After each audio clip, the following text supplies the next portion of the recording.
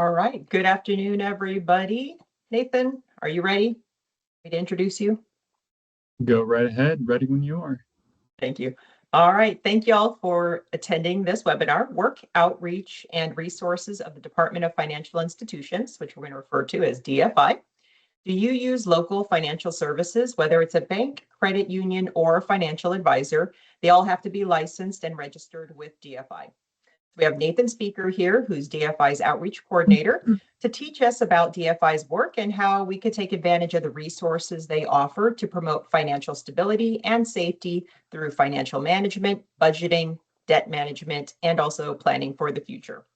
Thanks for being here again, Nathan, for providing us another opportunity to learn about DFI's resources. And I'm going to turn it over to you now.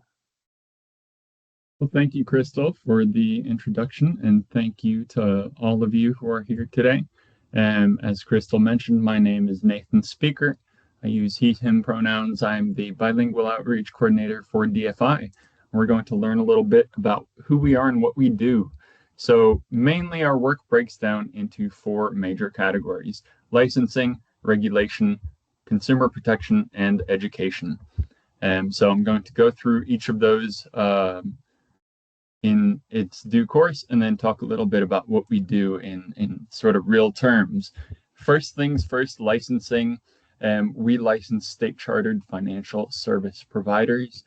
So if they provide financial services, whether that is providing the money or the connection to borrow money to buy a home, whether that is lending out the money itself on a weekly basis, payday lenders or short-term loans, financial advisors, people who give us advice on how to invest our money and use our money. Really, anyone who provides financial services here in Washington State ought to be licensed through us. Our website, dfi.y.gov, has a verify a license button that's going to be about halfway down. There's a 3x3 grid under the banner featured services and information. And in that middle column on the very top, there's a button that says verify a license. Now that's really important, especially as we're thinking about working with a financial advisor or an investment advisor. We want to make sure these folks have the qualifications necessary to be doing the work, and that they are also licensed. You know, if they're cutting corners in this most basic sense, odds are they're probably cutting corners somewhere else along the way as well. So if you have trouble navigating the website, please feel free to call us at 1-877-746-4334. And we'll be happy to guide you through the license verification process. So once folks have a license to work as a financial service provider here in Washington State, another key part of our work is regulation. I like to say that rules are only as good as their enforcement. You know, if there's not a speed trap on the highway at some point, odds are a lot of us are going to go a little bit above speed limit, right? Now, we're all thankful for Waze and Google Maps that gives us a little heads up for when there's going to be a speed camera, so we know how to act right. But in the same way, having a financial services regulator here in Washington State, based locally, is a tremendous resource for the public, and it also keeps our financial services on the straight and narrow, and it also ensures that we have a safe and secure and healthy financial services marketplace here in Washington. What we see time and time again is that when there is not this level of detail and attention paid to the financial services marketplaces, oftentimes public trust in these systems and services is more limited, right? Which therefore sort of decreases public engagement with them, and also increases the cost for folks when they do engage with these services. So us doing regulation is important. So that being said, if you see something that looks like fraud, please do say something. We investigate complaints, and we publish our findings as a result. You can also stay up to date about scams through our news and alerts section of our website. And then we can also find out if we've taken action against a company or a person, which is what we're going to look at right now. That leads us to the third arm of our work, which is consumer protection. Our vision is leading the way, or rather our mission is leading the way in consumer protection and financial services regulation. So a few of the enforcement actions that we can take, and my apologies for the very small font size in this screen capture, are statements of charges, cease and desist orders, fines. In some cases, we're able to deny or revoke licenses if the infraction has been sufficiently flagrant. In some cases, we are able to recover costs as well when folks have lost money to scams.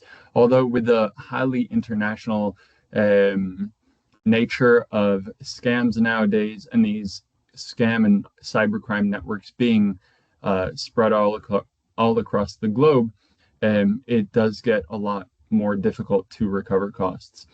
That being said, you can check out enforcement actions. That's a good sign if a service provider you are thinking about working with has enforcement actions against them, then that's just something that we should be aware of and factor into our decision-making process, right? Okay. And then finally, our work in education. So we have financial education presentations that are available for free. They are available in both English and Spanish. They can be virtual or in person, and we're happy to do them any day, anytime, including after work hours and anywhere here in Washington State. We can provide these to really any group, provided there are at least 5 people in a presentation. That just is helpful for us as we have to report out as well about how much we sort of spent to make the outreach happen in terms of staff time and all of that, all of the other resources that go into providing these presentations. So topics include budgeting, credit, investing basics, fraud prevention, really any topic related to personal finance. And I say personal finance because we do get a lot of questions about business finance, small business, and financing in that sense.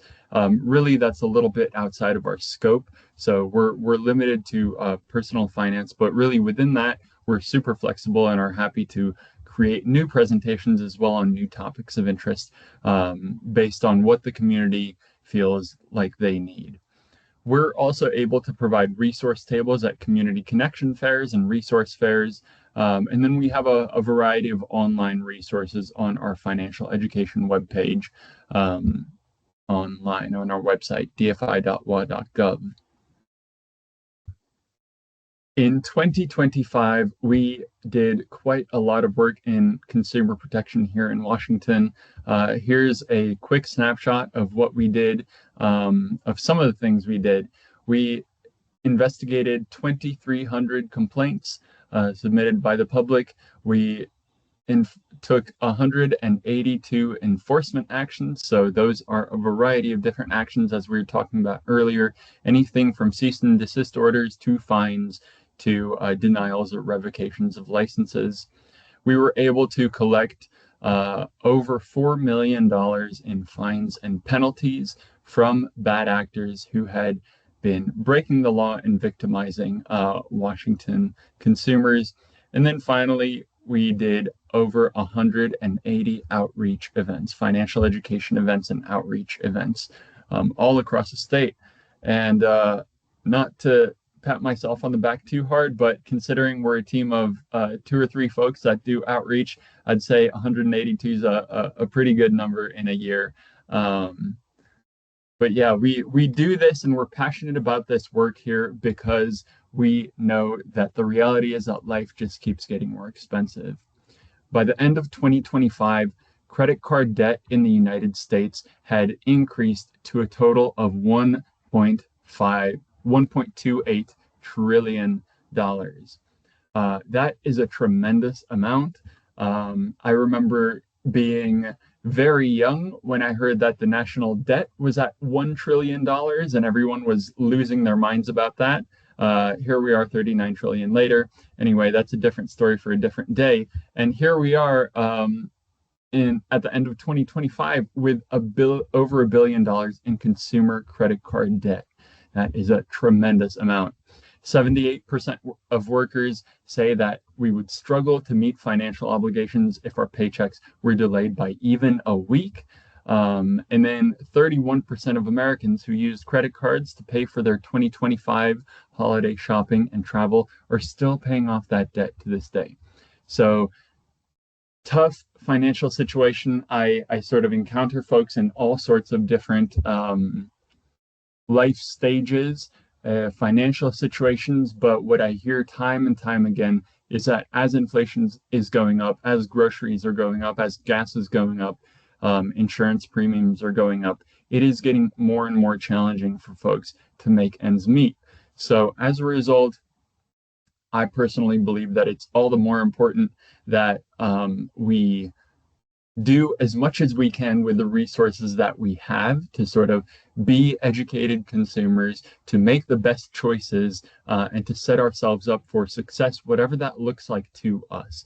In my approach to financial education, I don't really like to tell folks what to do with their money. I think we all have different values and priorities and goals. But at the end of the day, if we're not able to make ends meet and to put food on the table and have safe shelter, then everything else in life is going to be a lot more difficult. And reaching those goals, which are sort of secondary needs beyond, our first basic human needs, are going to get exceedingly difficult to achieve. Okay, so in terms of fraud prevention, that is another huge area of work that we engage in. A lot of our licensing and regulation work is directly involved in this, as our licenses are a way to basically keep service providers in check and keep a record of who is and is not licensed to be doing to be providing financial services here in Washington State. So on screen, we have a few statistics from the Federal Trade Commission's Consumer Sentinel Network. In 2025, they recorded 6.2 million reports nationwide. And the top three categories for fraud were identity theft, imposter scams, and debt collectors. There were over 3 million fraud reports with $15.9 billion in total reported fraud losses. Almost 16 billion in total reported fraud losses. Now, what we also know from our federal counterparts is that only about 20% of folks who are defrauded end up actually reporting that fraud. And there's a lot of baggage and a lot of study behind why that proportion is so low, but really often, more times than not, it breaks down to shame. It breaks down to the stigma of having fallen for scams. With a constantly evolving technological world, a lot of our older adults are feeling increasingly dislocated in the ever online world. The fact that it's harder to find services in person and more things are transitioning to be online has created somewhat of a vulnerability there. And then, of course, when we think about families concerned for their older family members, the idea of cognitive decline or worry about, their well-being, for as well-intentioned as it may be, may also create sort of a barrier for our older adults when they are victimized by scams, because they don't want to have to give up any more of the freedom that they're already giving up sort of naturally in the aging process, right? So all that to say that reporting frauds and scams is extremely important, and also to say that while 16 billion sounds like a lot of money lost to fraud, in all likelihood, we're probably looking at an actual number of actual fraud losses in the U.S. over 50 billion, if I had to guess, just back of the napkin math here. And here in Washington State, we are not impervious to fraud. Last year, we had almost 60,000 fraud reports here in Washington, with imposter scams being one of the most common report categories. This is where For example, last year, many of us got texts saying we had an outstanding toll from Good to Go, right? And that we had to pay this Good to Go toll. Otherwise, we were going to get fined. Some of us may have fallen for it, others might not have. But that is an example of an imposter scam where scammers pretend to be someone reputable, a reputable organization. All in all, these near 60,000 fraud reports in Washington state led to over $350 million lost to fraud. And that's a median loss of about $400. But as we can also see on our DFI's investment scam tracker website, a lot of these investment scams especially are a lot higher than just that $400 number. We've had several cases just this year that are in the hundreds of thousands of dollars lost to investment scams. And when we're talking about these sorts of scams particularly, we're talking about folks' nest eggs. We're talking about their ability to put food on the table for the future, especially once we get to that retirement age where our ability to generate income is a lot more limited. All right, so fraud prevention is an important part of our work, and we've developed a website. It is dfi.wa.gov/10B, and this will give you the breakdown on how to identify, prevent, and report fraud at our resource hub. The information on our website is available in English, Spanish, Chinese, and Korean. We decided to go for these 4 languages specifically because these were the languages in which we received the most complaints.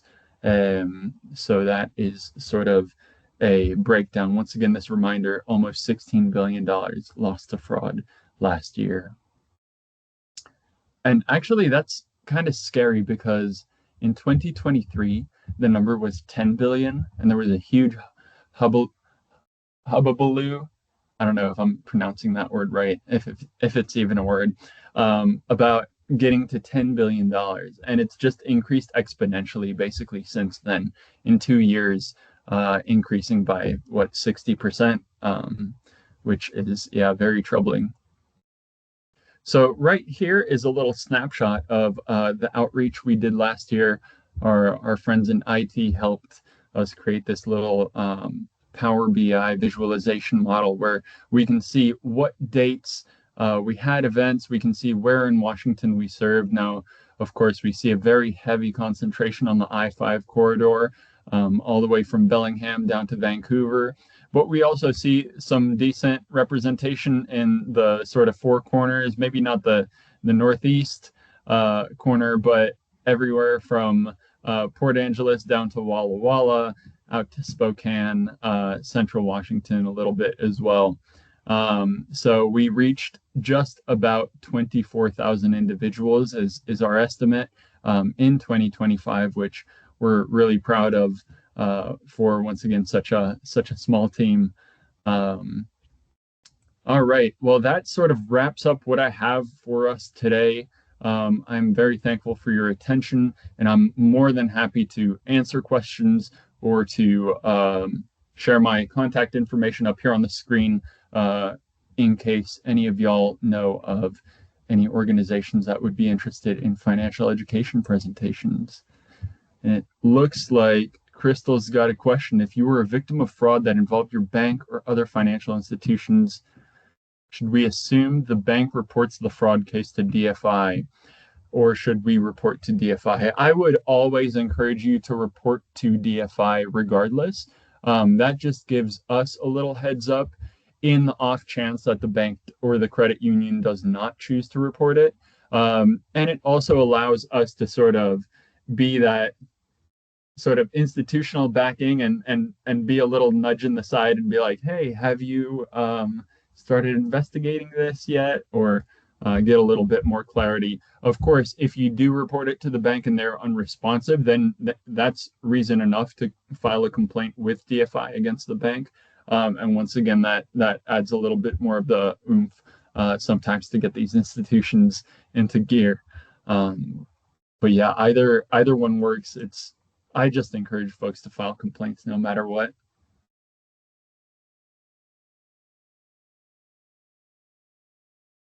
Give me a little time. And, I was perusing the DFI website, and I like this report fraud page where it goes through and lists all the common types of fraud, and then it kind of gives guidance on what to do and how to report it specifically with the links to each one, which is nice.